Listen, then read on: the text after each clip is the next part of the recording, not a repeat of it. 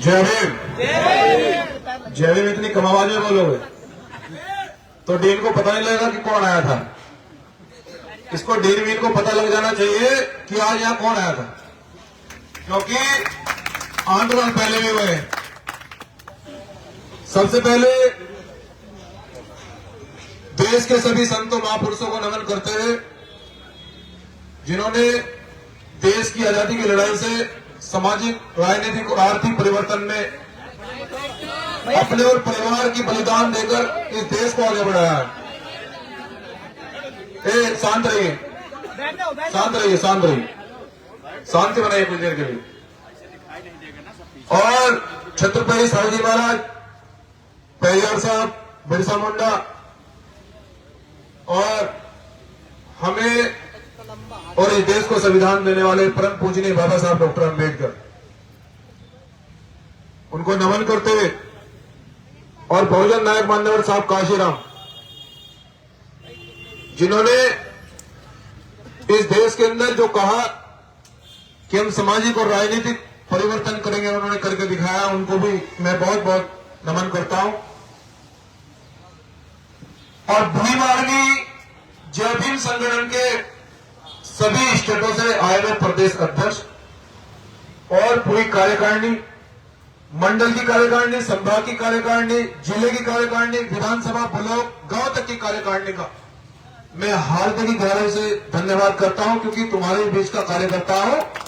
मैं जानता हूं कि तुम बस पर लटक कर कैसे आए हो, ट्रेन में खड़े होकर कैसे आए हो, और किस किस तरह से सफर करके आप लखनऊ के बाद आज दिल्ली में पहुंचे हो, मैं जानता हूं। क्योंकि भीम आर्मी जय भीम संगठन ने आपको एक ही बात सिखाई है, किसी भी परिस्थिति में लड़ना। मैं जानता हूं कि संगठन में जितने पदाधिकारी, कोई धन्ना सेठ का बेटा नहीं है, सब मजदूर के बेटे हैं, लेकिन पक्के अम्बेडकरवादी नहीं है, झूठे अम्बेडकरवादी नहीं है, पक्के अम्बेडकरवादी हैं।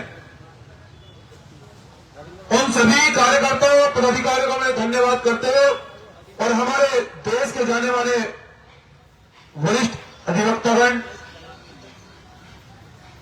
और हमारी बहन यहां लगभग 125 दिन से संघर्ष कर रही है, रितु सिंह।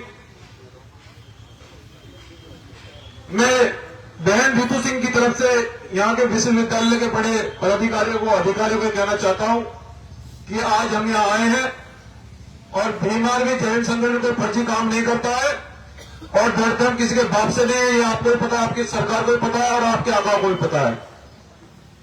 इसलिए आज कुछ निर्णय यहां से संगठन ही लेकर जाएगा। हम किसी के भरोसे न तो न्याय छोड़ते हैं, और हमें लगता है कि न्याय नहीं मिल रहा है तो छीनना जानते हैं, लेकिन ये आपको पता है।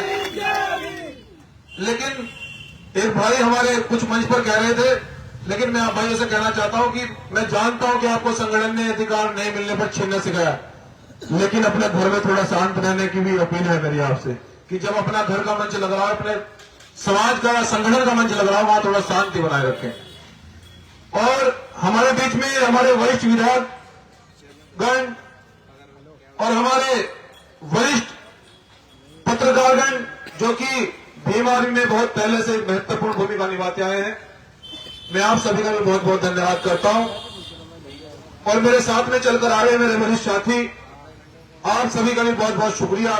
माताओं, बहनों, उत्तर प्रदेश बहुत सारे स्टेटों से बहनें भी आई हैं भीम आर्मी जय भीम संगठन की, आपका भी बहुत बहुत धन्यवाद।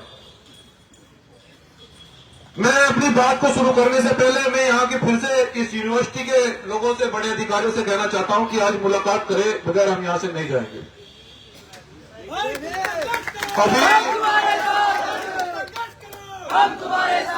अभी हमारे जो वरिष्ठ अधिवक्ता जी हैं वो बता रहे थे कि देश के अंदर इस संगठन ने वो क्रांति लाई है कि सब जानते थे अगर न्याय नहीं होगा तो क्या होगा। लेकिन मैं आज ही पूरे विश्वास के साथ आज दिल्ली की धरती पर बताना चाहता हूं कि खून ठंडा नहीं हुआ है, बस इशारे की देर है। आज हम केवल पूछना है और ये बताने आए कि न्याय दोगे या हमें छीनना पड़ेगा, ये पूछने आया हूं मैं। अगर ये सोच रहे हो लोग, क्योंकि मैं ज्यादा फालतू बात नहीं करता हूं, न मैं राजनीति से ज्यादा ये राजनीति जरूरी है। मैं जानता हूं साहब काशी राम जी ने भी कहा, बाबा साहब ने भी कहा कि 100 तालों की चाबी है, लेकिन फालतू बात नहीं करता हूं। केवल दो ही लफ्जों में बात करता हूं कि न्याय हो रहा है या नहीं हो रहा है, या हमें छीनने में मजबूर किया जाएगा। इसलिए जब जब भी भीम आर्मी के नेतृत्व में दिल्ली में आंदोलन हुआ, बहुत सारे हमारे साथी जेल गए। मैंने अपने कर्तव्य का पूरा पालन किया और दिल्ली को बंद किया। चाहे वो सब्बीपुर का मामला हो, खड़कोली का मामला हो, चाहे वो दिल्ली तुगलकाबाद हो, ये हरियाणा पंजाब के साथी बैठे हैं बड़े जिम्मेदार। इन्होंने पूछा था भाई क्या करना है, मैंने कहा ट्रेन कोई खाली ना आए दिल्ली तक, और वो इन्होंने करके दिखाया। हरियाणा पंजाब के लोगों ने, सबसे ज्यादा हरियाणा पंजाब के लोग दिल्ली तुगलकाबाद में जेल गए थे, आप जानते हैं। क्योंकि ये संगठन के उत्तर प्रदेश हरियाणा, ये सच है कि बलिदान भी इन्होंने दिया है सबसे ज्यादा। और उस आंदोलन का राजद्रोह आज भी मुझ पे चल रहा है। सभी लोगों के मुकदमे खत्म हो गए, लेकिन चल रहा है। मुकदमे तो जाने कितने हैं, उसमें मैं चर्चा नहीं करना चाहता, ये चर्चा का विषय नहीं है।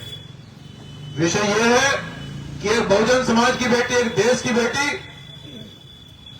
जो लोग, मैंने ये बात दिल्ली में भी, लखनऊ में भी कही थी माननीय मुख्यमंत्री जी से, कि जो लोग रोज मंदिरों में घूमते हैं, जो लोग रोज देश की जनता को देवियों का पाठ पढ़ाते हैं, आज वो देवियां, जीती जागती देवियां सावित्रीबाई फुले के रूप में देश में फुले साहब अम्बेडकर की विचारधारा को अगर आगे बढ़ाने का काम करती है, तो तुम्हारी निगम्मी सरकार कभी उन पर लाठियां चलाती है, कभी उनको यूनिवर्सिटी से निकाल देती है।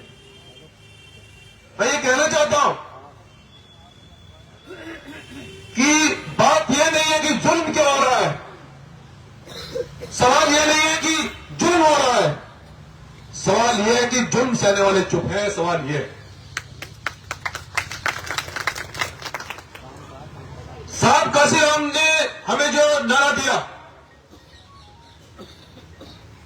85 और 15 का, बहुजन समाज का, देश के अंदर कोई घटना इस देश के अंदर ऐसी नहीं हुई राष्ट्रीय लेवल पर जिसमें भीम आर्मी जय भीम संगठन का पदाधिकारी और कार्यकर्ता न पहुंचा हो। चाहे वो आज हमारी बहन नीतू सिंह यहां संघर्ष कर रही है, चाहे वो मनीषा वाल्मीकि कांड हो, चाहे वो उन्नाव का रेप कांड हो, चाहे वो कानपुर का रेप कांड हो, चाहे वो लखीमपुर का रेप कांड हो, चाहे वो राजस्थान का मटकी छूने वाला प्रकरण हो, मूंछ वाला प्रकरण हो, घोड़ी जमने वाला प्रकरण हो, कोई घटना ऐसी नहीं बनी जिसमें हम नहीं गए हैं। और हमने डंके की चोट पर जो तानाशाह लोग कहते थे कि यहां हम किसी की नहीं सुनते हैं, हमने उनकी पतलून गीली करके दिखाई है। कोई स्टेट ऐसा नहीं बचा, ये ताकत आपकी थी। सम्मानित साथियों, आज जो यहां पे प्रोटेस्ट चल रहा है, बहुत सारे लोगों ने कहा कि भाई वो बहन इतने दिन से बैठी है, न्याय क्यों नहीं हो रहा है। मैंने उनसे कहा कि उसके लिए हम बड़ी मजबूती से रणनीति बना रहे हैं, लेकिन हम ये चाहते हैं कि देश की एक बेटी के साथ में अन्याय हो रहा है, बल्कि करोड़ों बहनों के साथ में अन्याय हो रहा है। चाहे वो साक्षी मलिक हो, चाहे वो अमृतू सिंह हो, चाहे वो मनीषा वाल्मीकि हो, चाहे वो मध्य प्रदेश का रतलाम जिला हो, चाहे वो झारखंड की बेटी हो, चाहे वो मणिपुर के आदिवासी हो, चाहे वो राजस्थान के लोग हो, चाहे वो हरियाणा और पंजाब के लोग हो। सवाल एक बेटी का नहीं है, लाखों बेटियों पर अन्याय हो रहा है। और यह अन्याय इसलिए हो रहा है, मैं उन लोगों से बता देना चाहता हूं कि आज जिन बेटियों का अपमान सड़कों पर किया जा रहा है और उस कम्युनिटी के लोग संसद और विधानसभा में सीना तान कर बैठे हैं, मैं उन्हें कहना चाहता हूं आज दिल्ली की सड़कों से कि वो एक नमक हराम है। मैं उन्हें नमक हरामी से ज्यादा कुछ नहीं मांगता, क्योंकि वो लोग उनको नेतृत्व करने के लिए संसद और विधानसभा में भिजवाया गया है, उनको सवाल करने के लिए संसद में भेजा गया। क्या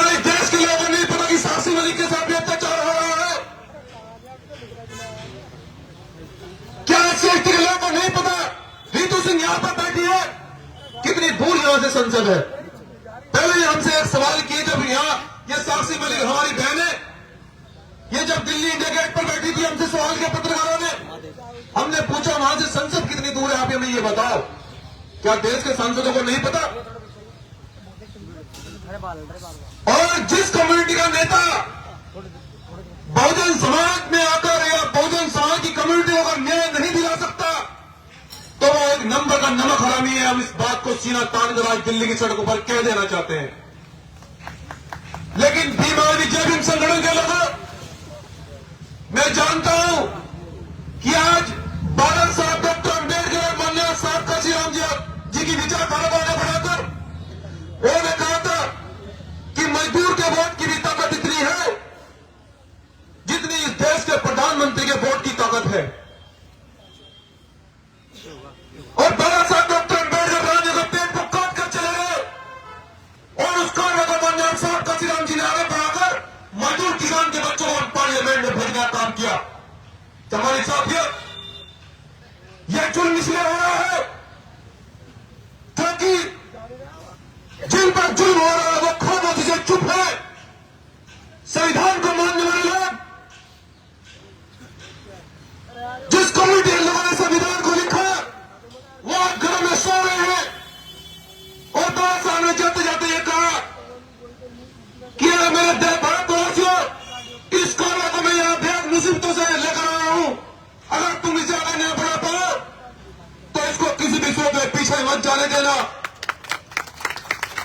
इसलिए मैं आपसे कहना चाहता हूं, संगठन के लोग, आप बेहद मुसीबतों से यहां पहुंचे हैं। जहां भी आप संगठन आंदोलन होता है, मैं जानता हूं आप बेहद मुसीबतों का सामना करके वहां पर पहुंचते हैं। लेकिन उस बहन के हृदय से पूछ कर देखो कि आपने इस बहन का हौसला कितना बढ़ाया। आज इसके हृदय से पूछ कर देखो, तुम सब मजदूर के बच्चे अपने परिवार और घर छोड़कर इस बहन के समर्थन में आए हो। उन नमखानों के मुंह पर यह तमाचा है जिन्हें तुमने वोट देकर संसद और विधानसभा देने का काम किया, और तुम इस बहन के लिए यहां दिल्ली की सड़कों पर लड़ाई लड़ रहे हो।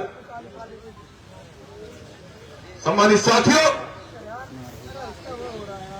इस देश के अंदर दो तरह की लड़ाई रह गई है, या तो मनवाद की या अम्बेडकरवाद की लड़ाई है। दो ही तरह की लड़ाई है इस देश के अंदर।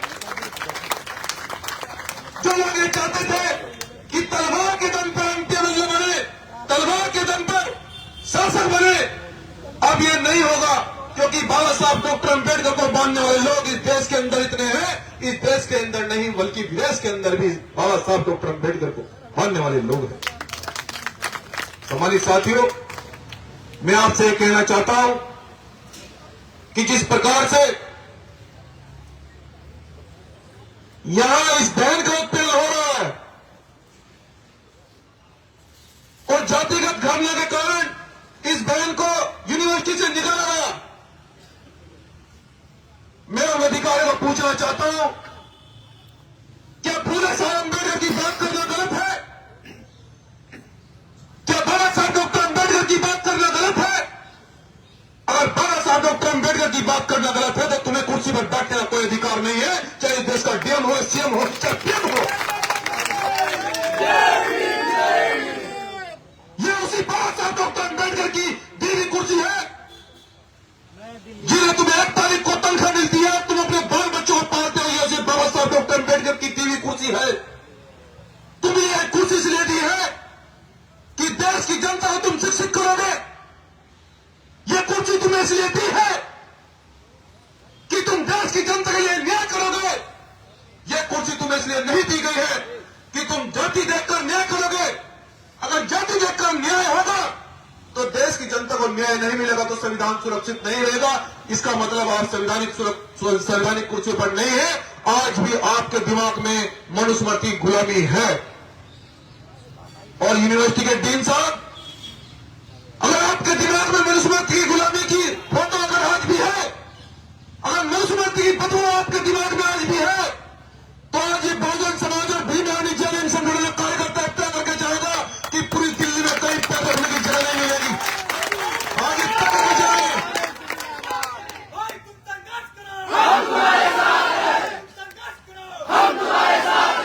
इसलिए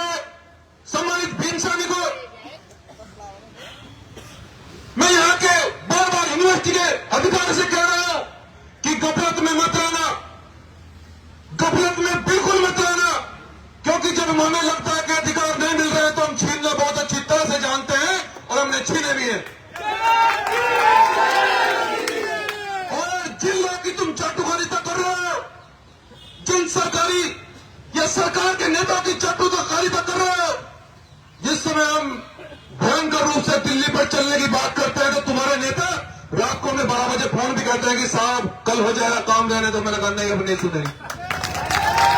ये बाबा साहब के बच्चे हैं, अगर इंजन नहीं चलेगा तो इंजन को खुद खींच कर दिल्ली ले आएंगे। वो ताकतवर लोग हैं, याद रखना। और अगर नहीं, मैं इस देश की बहन बेटी को सम्मान नहीं करना चाहता हूं, क्योंकि ये लड़ाई जातिवाद की बिल्कुल नहीं है। बाबा साहब डॉक्टर अम्बेडकर जातिवाद के खिलाफ थे। इस बहनों के देश की जो बेटों का अपमान हो रहा है, मैं आज बाबा साहब का एक अनुयायी और भीमा जैन संगठन का कार्यकर्ता होने के उद्देश्य से एक बात कहना चाहता हूं कि बाबा साहब के न अनुयायी कम हुए हैं, न संविधान को मानने वाले लोग कम हुए हैं। लेकिन अगर तुम सरकार में बैठकर अन्याय नहीं कर सकते तो हम चमड़ा उधेड़ना भी जानते हैं, उसका जूता दबाना भी जानते हैं। और हमें जब लगे कि बहनों का अपमान हो रहा है, उस जूते को सर पे बजाना भी जानते हैं। ये कान खोलकर सुन ले, प्रशासन भी और अधिकारी भी और सरकार के लोग भी, क्योंकि हम संविधान को मानते हैं, लेकिन हमें जब लगता है कि न्याय नहीं हो रहा है तो फिर हम अच्छी तरह जानते हैं क्या करना है। इसलिए मैं कहना चाहता हूं कि आज डीन साहब जब तक जवाब नहीं दोगे, जब तक तो हम यहां जाने वाले नहीं है। अभी हमारे संचालक महोदय कह रहे थे कि कुछ देर में कार्यक्रम समापन होगा। नहीं, मैं जमीन से जुड़ा हुआ लोग हूं। ये जो कार्यकर्ता है, मजदूर के जो बच्चे आए हैं, ये मुझसे कल सुबह पूछेंगे कि दिल्ली में बहनों को तुम न्याय दिलाने के लिए गए थे, क्या हुआ? तुम राजस्थान में को न्याय दिलाने के लिए गए थे, क्या हुआ? तुम बहन साक्षी मलिक को न्याय दिलाने के लिए गए थे, क्या हुआ? तुम मजदूर किसानों के सम्मान में न्याय दिलाने के लिए गए थे, क्या हुआ? तुम संविधान के सम्मान में न्याय दिलाने के लिए गए थे, क्या हुआ? क्योंकि ये भाई